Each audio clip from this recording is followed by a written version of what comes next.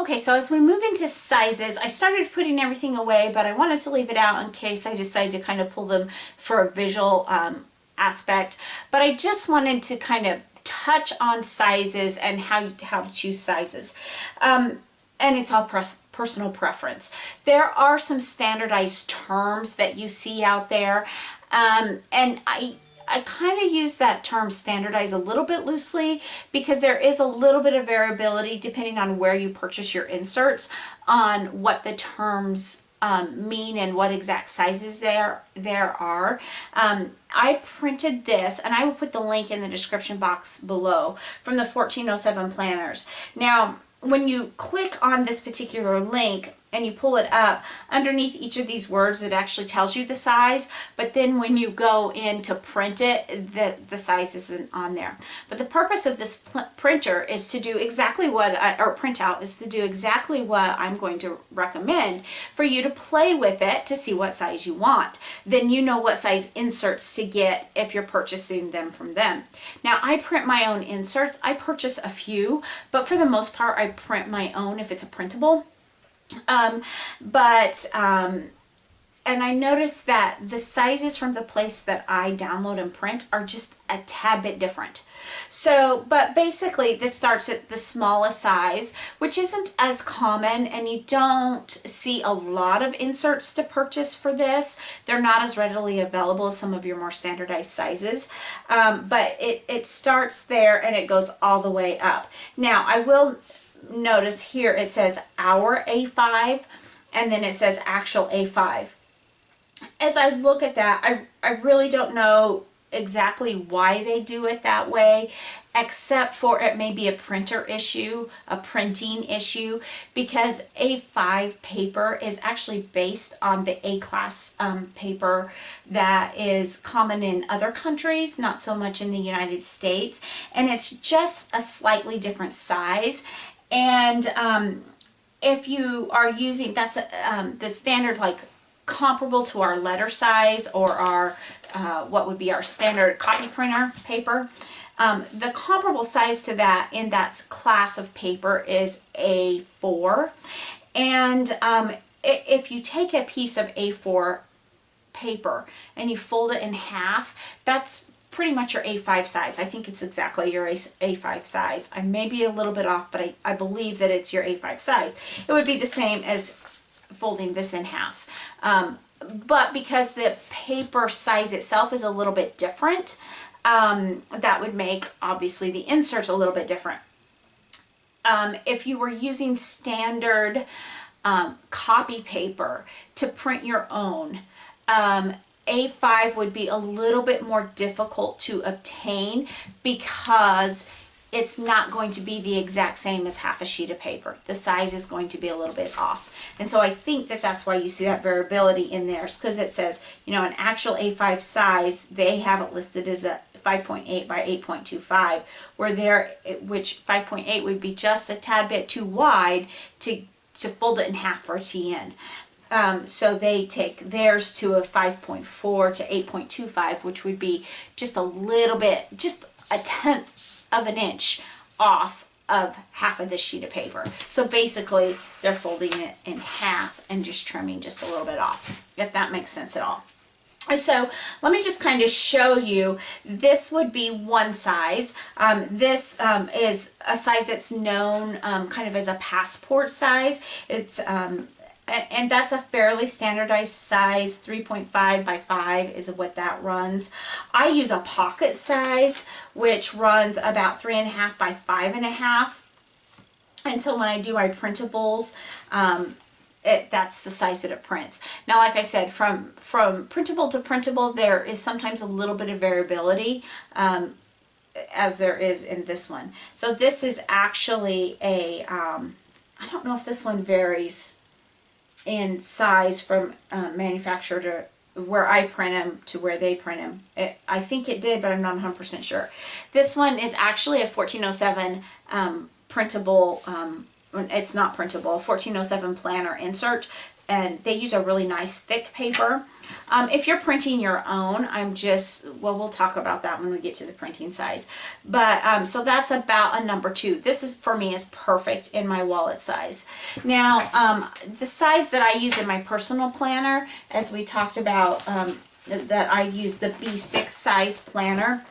That is very close. I'm pulling out my insert so that you can see it. That is very close to a B6 and a mini happy planner. They're very close to the same size. B6, the mini happy planner is a little bit bigger, but they're very, very close. I think that it might be a tad bit closer to the Filofax personal size. Let's see. Nope, it's a little bit bigger than the Filofax perfect size. So it's kind of its own thing. So you see what I mean when I say there's some variability in there. A personal size insert for a TN is about the same size as the personal size insert for a Filofax. So I don't use either of those sizes, so I don't have any to show you other than what's in this Filofax here. But that's about the size. My other TN size that I use most commonly is the Cahiers size. This is just a printable that I printed from somewhere, I don't even remember where. It's a pretty decent size. In the 1407 planners, it's what they consider the wide. And it's about 5 inches wide by 8 1/4 inches tall. So it's not quite as big as a half sheet of paper. It's kind of between the B6 and the half sheet, kind of in there somewhere. So it's a little bit different. It's a little bit smaller than A5 or half letter size, but it's bigger than B6, if that makes sense. So there's a lot of variability. So how do you decide? Well, what I recommend is doing something like what I did here. And I'll put the link to this down below. Go on there. Now, understand that 1407 planners is basically designed for TNs. Unless they've changed since I last purchased from them, they don't do rings or discs at all. Now, like I said, I've not purchased from them in a long time, so maybe that's changed. But this at least kind of gives you, if you're looking for a standardized size, kind of what it would be like. So what I recommend is that you print this off. You find the one that you want to try. You just kind of eyeball it and you say, I've heard a lot about B6. I want to try that. And so a B6, I would take a sheet of paper, cut it to 10 by 7 and fold it in half. And that's going to be your 5 by 7 size. I would take maybe 5 of them, cut them to 10 by 7, fold them in half, and carry them around for a few days. Write in them, do whatever you want in them, and see, is that a good size for me or is it not? If you say, yeah, I didn't really like that, let's try the Cahiers size. Well, then you're going to take a piece of paper and you're going to cut it to 10 by 8.25, and you're going to carry that around for a few days. Paper's cheap. It won't cost you a lot to do that. So that would be the first thing I would do.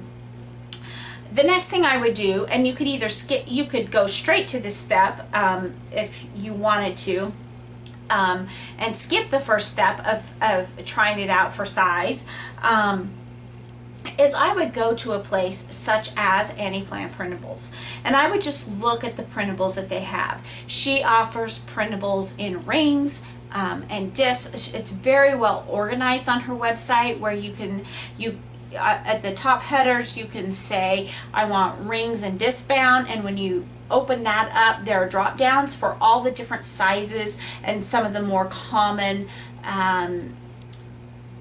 ring bound planners. So it'll say on it HP for Happy Planner, or it'll say discs. Let's see, I think it says rings or HP. And there's some other things in there, I guess it doesn't say discs. So that you kind of get an idea of, okay, this is what, if I wanted to go to Michael's and purchase a bunch of rings, then this would be the size that I have. Or I happen to stumble on one of these at a yard sale, and this is the classic, but all of the planner stuff in it is old.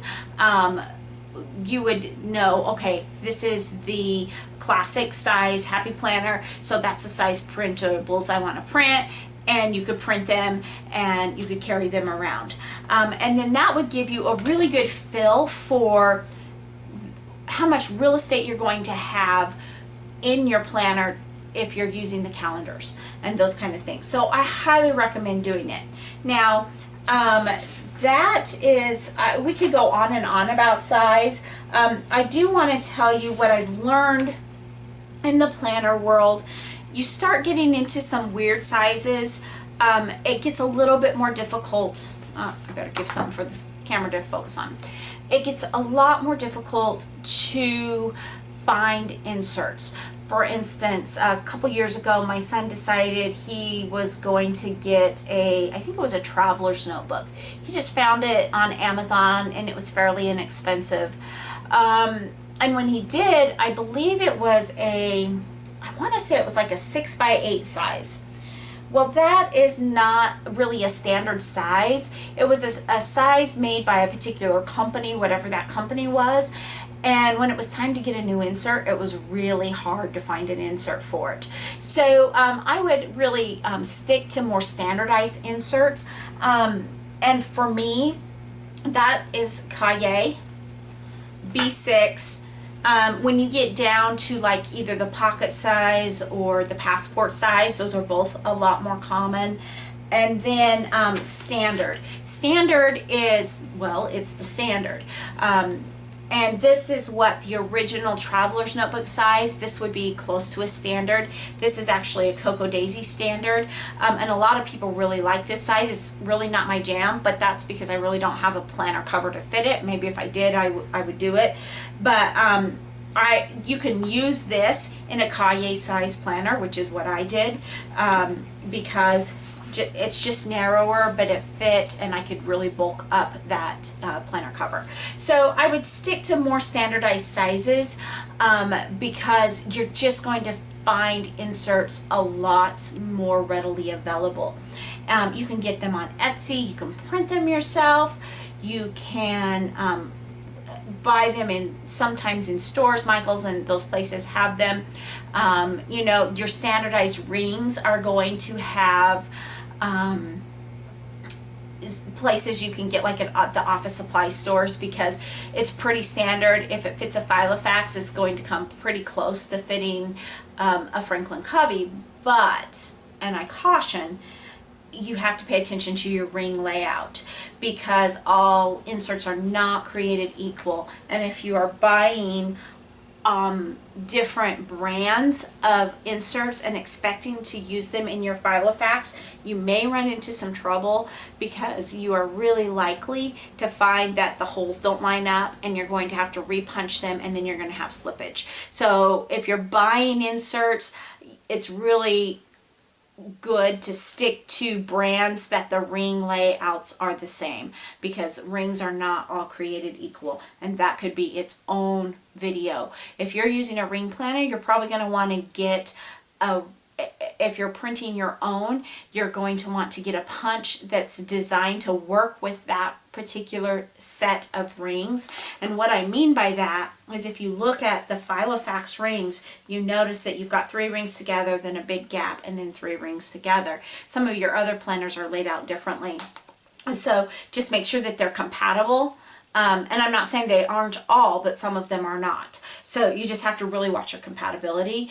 And if you're going to print your own, you're probably going to want to put out that little extra cash to find the hole punch that was meant for yours. That doesn't mean you have to buy a Filofax hole punch. You just need to make sure that when you buy a hole punch, that you're buying one that is somehow adjustable to the Filofax ring setup. So again, just some tips in doing that. So I am going to move this stuff off, and then we're going to get to the next section. To print or not to print? That is the question. Okay, so now we come into print or not to print. That is the question. And that is a very personal choice. And a lot depends on the resources you have. I mean, do you have a good printer, or is it going to cost you a lot more money to print it than it would cost just to buy an insert? Where do you live? How available are inserts? Is it much easier for you to print your own versus run to the store and get some because you may not find them? You know, some inserts are pretty easy to find, others not so much. Now I know that we live in an Amazon and an Etsy world, so we can get inserts fairly quickly from all over. So it's really a very personal question. I do both. In my cahier, which I didn't show for the planner purposes because I'm not really using it as a planner right now, I still every year order a cahier size insert and print it just because I want to have it in case I'm going to use it, and because my son uses the cahier size still. And so it's worth it for me to just go ahead and get it so I can print his inserts and get it ready, even though I'm not using it for those purposes. I use my cahier more as a word journal, where I am using it for like my sermon notes and those kind of things. So right now I'm not printing inserts, but I have, because this used to be my size. So as I mentioned before, I really like Annie Plans printables. Now I am in no way affiliated with Annie Plans printable. I do not get any kind of incentive to advertise for her. I just really like her inserts. And the reason why is because she has a really wide variety of inserts, and since I do like to print, I like to have that flexibility. And so basically what I do is you can tell when I kind of stopped using this particular insert was back in June of 2019, and that's about the time that I moved into the B6 size. But at the beginning of every year, and actually it's usually in November or December, I'll go ahead and buy an insert that is a month on 2 pages. Again, I buy it on cahier size, I buy it in B6 size, and I buy it in my pocket size wherever. Oh, here it is. You can see I buy it in all 3 sizes. So I purchase those and I use them all the time. This is, yes, I make them pretty, but it just depends on what I'm doing with them, on how much time I put in it. I carry this with me all the time. So if I'm out and I need to put an appointment, I just jot it in here really quickly. And then when I sit down to do a planning session, I can transfer it into this calendar and then onto my weekly or daily or whatever I happen to be using at the time printer or calendar. So I print mine. Now there are some things I've learned with printing. This is one I believe I also printed. This was from a different seller, and I used it for a little while and then it just wasn't really working for me. So the beauty of printing them yourself is you don't feel so bad if you don't use them all up, and they're relatively inexpensive to purchase. So like this yearly calendar for this size, it's probably $3 or $4, and then I can print them, and if I mess it up, it's no big deal. I just print another one. I can print them for, you know, like on this size, if something happens and I mess it up, again, no big deal. I can print it, which is also when we were talking about on the section before about what about size, how do I choose my sizes? This is why it's really not that expensive if you're doing this to try out, like, I mean, the difference here between these 2 sizes is pretty significant. So if you were to choose this particular month on 2 pages, you know, basically you've got probably less than $10 into paying for the inserts and printing them out and really getting a feel for them. And that could potentially save you a lot of heartache and hassle in the future. Now, just because I print some of them doesn't mean I always print everything. So, for example, there are companies out there that you can purchase inserts. So this is actually, make sure I've got this is actually a Cocoa Daisy insert. And as I mentioned before, this is the standard size. Cocoa Daisy in their TN sizes has a few standard size, or a few sizes. This is standard, and a lot of people really love this size. it wasn't, like I said, it wasn't my jam. But when I was using my Cahiers and I was getting this in my kit every month, I used it and it would just slide in. So you see it would be smaller than this one, but it didn't look bad in there at all, and so I would just go ahead and use it. So you can order printables from all over the internet. Cocoa Daisy is one, 1407 Planners is one, or if you want to print your own, you can print them. Now, if you're printing them, I recommend that you print them on a decent paper. If I had the patience and the time to print them on Tomeo River paper, I would do that. Tomeo River paper is an A4 size paper. So when we were talking about size before, that's something that you would have to know, that it's A4 size. And so if I'm printing a 5x7 insert on an A4 size, I'm probably going to have to do some maneuvering or they're not going to line up. I don't have time to do that. Now, the easiest way would be to trim the paper. But the other thing about Tomeo River paper is that it's very thin, and inkjets don't do great things with it unless you do them one page at a time. At least well, I have a laser, but my printers, unless I do one sheet at a time, it just doesn't work well, and I don't have that kind of time. So I don't want to waste the Tomeo River paper, but I love that. I would not recommend that. I mean, if you're just trying it out to see if you're going to want to do this, I would just use your cheap copy paper. But if you're truly serious about doing your own inserts, I would recommend that you go up to at least a 28-pound paper. I actually print mine on 28-pound paper, and I use stickers and colored ink. Let me see if I can find one. I don't know that I can. It doesn't bleed through that much, depending on what you're going to use. And so I just like the thicker, the better paper. It holds up better. So that's just a thought. Now, can you print your own for rings? Absolutely you can. Anyplan Printables also has ring inserts, so you can take all of the guesswork out of it. All you have to do is print it. She helps you know how to cut it and how to even print it, which way to print it. She tells you all of those things, and then she has cut guides on them and those kind of things. So she has a huge variety of those, and there are probably other shops that do as well. So you might ask, well, I really think that I like the spiral printer, but I obviously can't do that. Well, that's not quite true. I know that I mentioned before that with the spiral printer, you don't have the maneuverability to move pages in and out, and that is true. However, I just did a very recent video where I took Anyplan printables and I made half letter size printables and turned them into calendars for a lot of my niece and nephews. And so what I did is I took scrapbooking paper and made the covers for each one of them. I took other scrapbooking paper, laminated them, and made a divider in the middle. And then I printed everything, and I got it all cut and ready to go. And then I took it to my local printer and had him put a coil on it. Now, I don't know that that particular coil was quite as heavy duty as what an Erin Condren would be.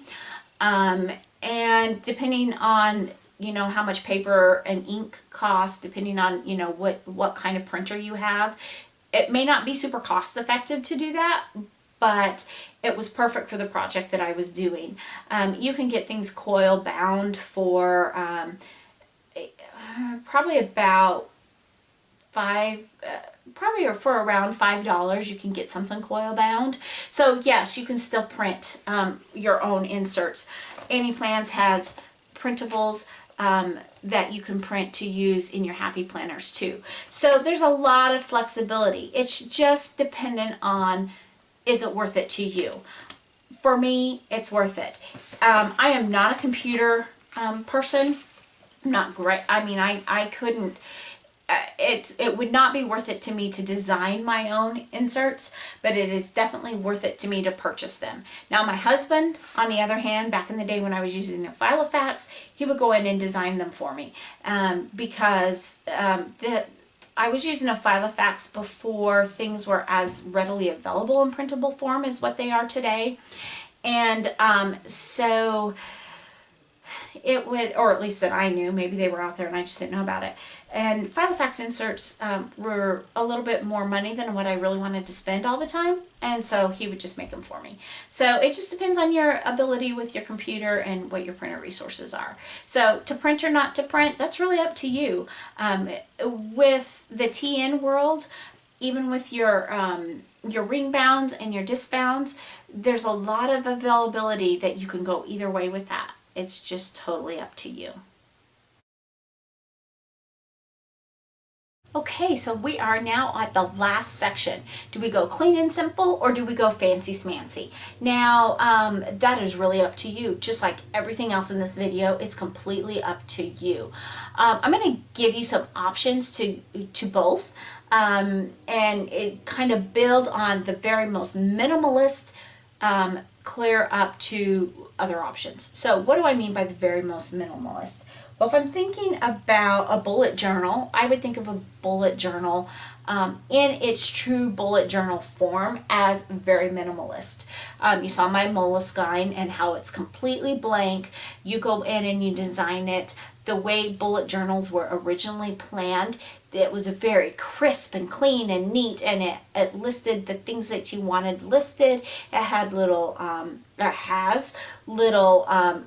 keys that you make to show your actions, you know, of things that you need to do. You can use black pens, you can use colored pens, whatever you want to do to make it you, but it was something that was designed to work well and be very individualized. If you look at bullet journals now, you'll still find those out there, I'm sure, but some people's bullet journals just amaze me. There's a bullet journal group on Facebook that I'm a member of, and let me tell you, the artistic beauty in those, definitely not minimalist, but it's not like they're spending a fortune either, because they have a really nice book that it was worth it to spend a little bit of extra to get a really nice book. But everything else in there is, you know, pure artistic, that they're able to just draw, and then it just keeps exploding from there. So much you can do. In the very simplest form, stickers.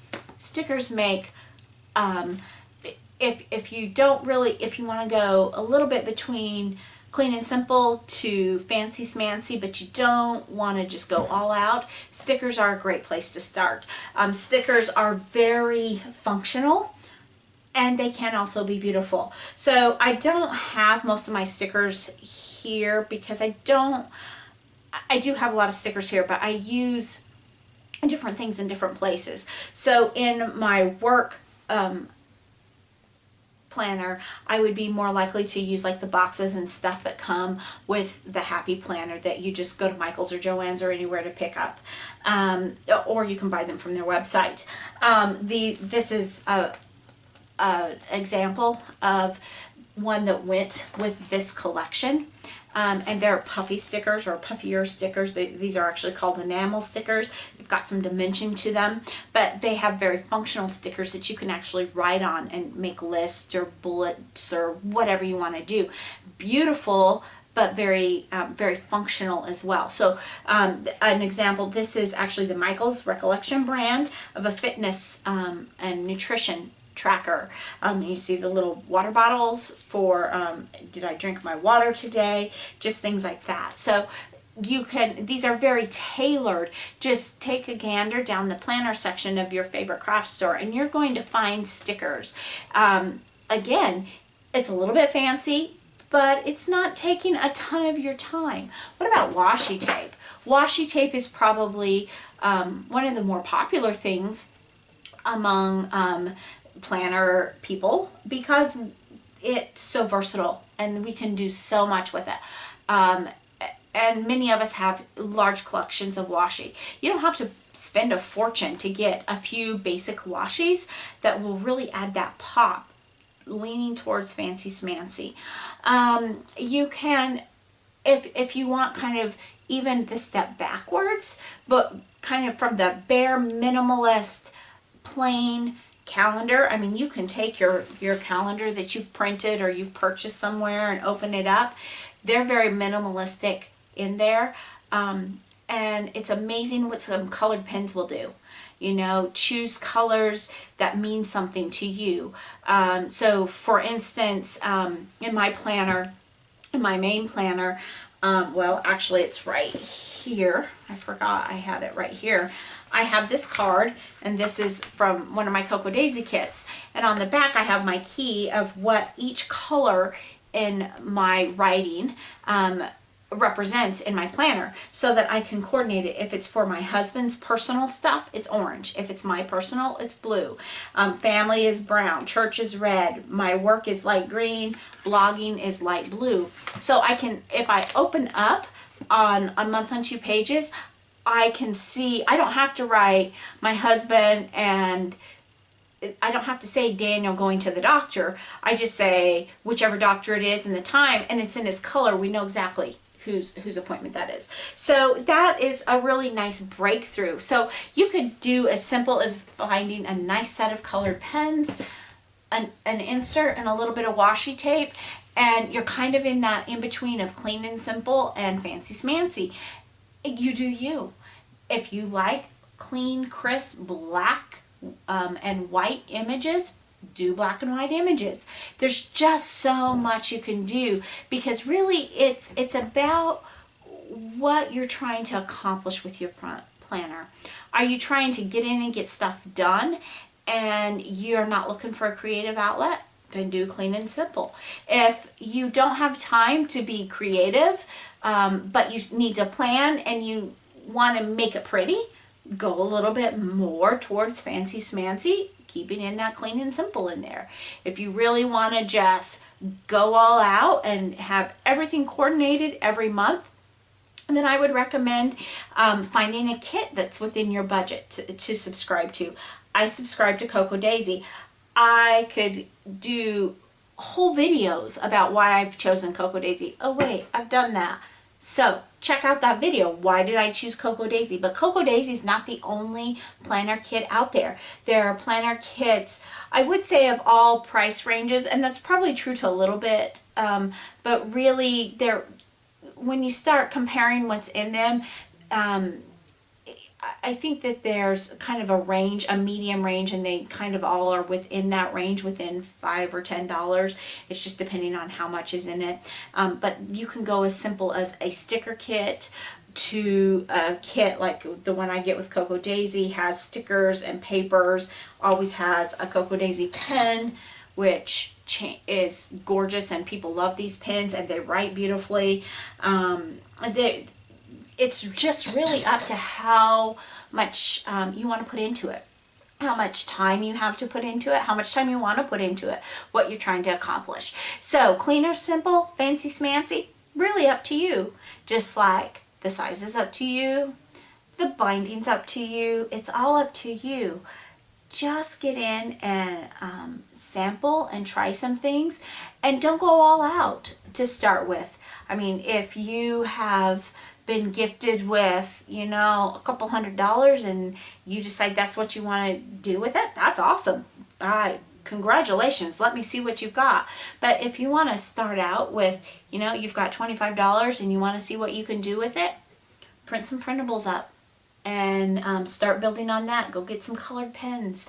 You know, with $25 you could get a really nice set of colored pens, print up some printables. You might even be able to find an inexpensive on sale, an inexpensive happy planner or an inexpensive cover. I mean, we have the World Wide Web at our fingertips. There's so much you can get on sale. So, you know, be really wise, and you will find that you can get what you really feel like you need, and then you can maybe spend a little bit of extra on that splurge every once in a while, so that you don't feel so bad about that $5 roll of washi tape that you just have to have because you've been really careful with the rest of it. So do what works for you and enjoy the journey. And don't be afraid to change, because you know what? It's going to change a little bit. Your layout on your inserts may change. You may change sizes, just like I have. You may change whole systems like I have. But give each system a little bit of a try before moving on, so that you can see, is it really just not my thing, or is it that maybe it's kind of grown on me. So there's some thoughts and tips. We could go on about things like places to buy things. I'm not going to spend a lot of time on that. We did talk about, different companies that are out there. I mentioned a couple of my favorites, and I'll put some of their links down below. I'll put the Cocoa Daisy link below. I will put the Annie Plans printables. I don't use 1407 planners that often, but I have purchased from them. I'll put them down below. But really, shopping is really just a lot of comparison and price matching. There are buy-sell trade groups that you can probably pick up if you really want a Filofax, or you really want a Foxy. Look for their buy-sell trade groups on Facebook and other places. Be careful, but you can find some really good deals on those too. So just get out there and start planning. Thanks so much for stopping by today. Remember, take some time to enjoy the little things. Have a great day. Bye.